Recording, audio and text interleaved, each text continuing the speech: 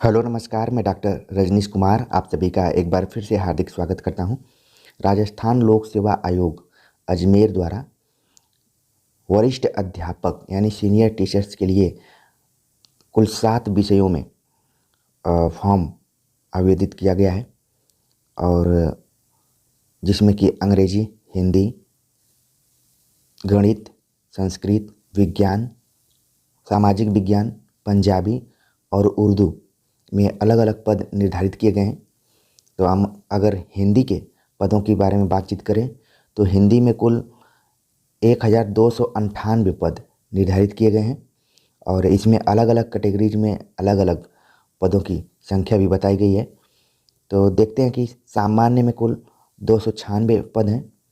इसके बाद सामान्य महिला में 83 पद, विधवा 34, परित्यक्ता 10, आर्थिक रूप से कमज़ोर वर्ग में जिसको कि EWS कहा जाता है तो इसमें 87 पोस्ट हैं सामान्य में। सामान्य महिला में 26, विधवा में 7, परित्यक्ता में कोई सीट नहीं है। अनुसूचित जाति वर्ग में कुल 131 पद हैं सामान्य में और सामान्य महिला में 37, विधवा में 15, परित्यक्ता में 3। इसी तरीके से अनुसूचित जनजाति वर्ग में 98 27 महिलाओं के लिए, विधवा के लिए 14, परित्यक्ता के लिए 1। पिछड़ा वर्ग में 172 सीट है सामान्य में, महिलाओं के लिए 49 सीट आरक्षित है, विधवा 20, परित्यक्ता 4 और अति पिछड़ा वर्ग में 41 सीट है सामान्य में और सामान्य महिला के लिए 11, विधवा के लिए 7 और परित्यक्ता के लिए कोई सीट नहीं है।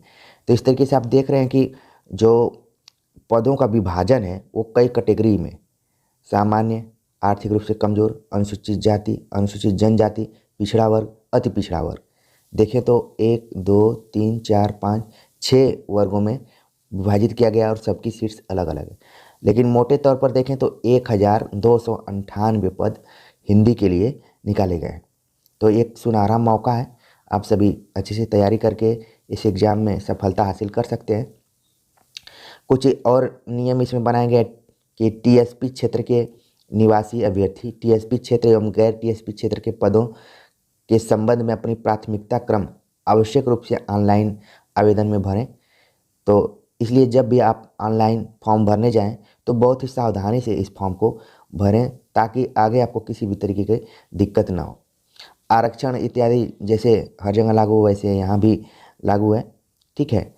और इसमें शैक्षिक अर्हता की बात करें, ये इम्पोर्टेंट है आप सभी के लिए कि पद की अपेक्षित शैक्षणिक अर्हता के अंतिम वर्ष में सम्मिलित हुआ हो या सम्मिलित होने वाला व्यक्ति भी आवेदन कर सकता है। यानी कि जो इसकी योग्यता है उसी योग्यता में आप अपीयरिंग में भी फॉर्म भर सकते हैं। लेकिन यहाँ पर शर्त लगाई गई है कि परीक्षा के पहले सभी योग्यताओं को आपको वहाँ पर प्रस्तुत करना पड़ेगा। शैक्षणिक अर्हता के जितने भी डॉक्यूमेंट हैं आपको बताने पड़ेंगे। अगर वेतन की बात करें तो पे मैट्रिक्स लेवल L11 है। अगर ग्रेड पे में बात करें तो 4200 ग्रेड पे के आधार पर आपको वेतन मिलेगा और इसमें परिवीक्षा काल भी शामिल किया गया है, ठीक है। परिवीक्षा काल में नियत मासिक वेतन फिक्स पे दे होगा। तो यहाँ राजस्थान का अपना अलग नियम कानून है, उसी हिसाब से वेतन दिया जाएगा। आयु सीमा की बात करें तो 18 वर्ष से लेकर 40 वर्ष के बीच दिया गया है और राजस्थान के लोगों को अलग अलग कैटेगरीज में छूट भी दी गई है।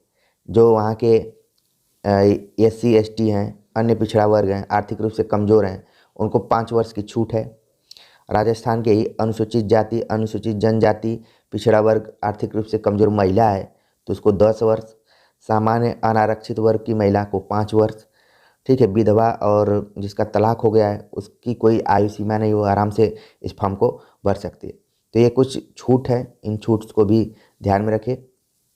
बाकी जो आउट स्टेट्स के बच्चे हैं, माने कि राजस्थान से नहीं हैं, वो सब इन छूटों से बाहर रहेंगे और उनकी स्थिति सामान्य सामान्य के लिए जो रहेगी वही रहेगी। ठीक है, तो ये इम्पोर्टेंट चीज़ यहाँ पर थी।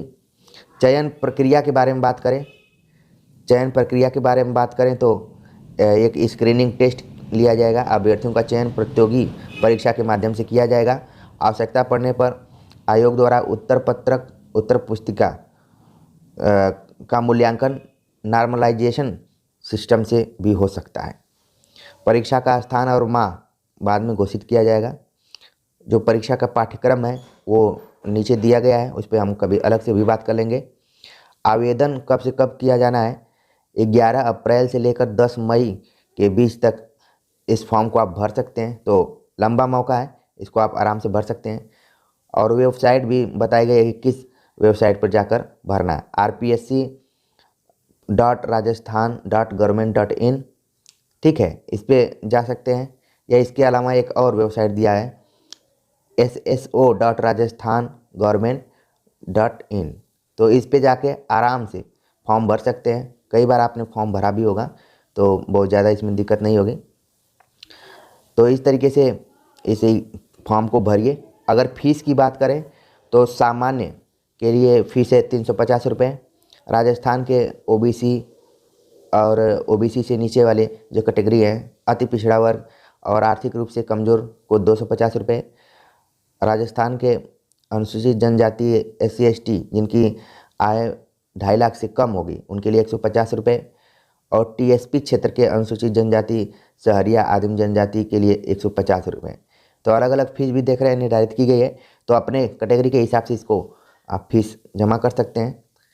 ठीक है, तो ये आपके लिए एक सुनहरा मौका है।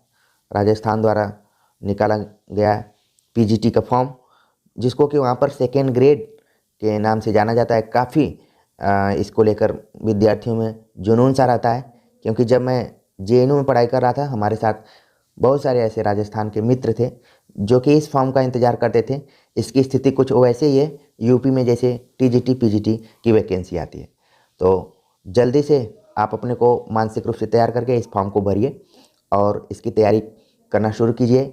और जितने भी मैटर्स इस चैनल पे उपलब्ध हैं, हिंदी साहित्य से लेकर हिंदी व्याकरण तक, सब इस एग्ज़ाम के लिए इम्पोर्टेंट है।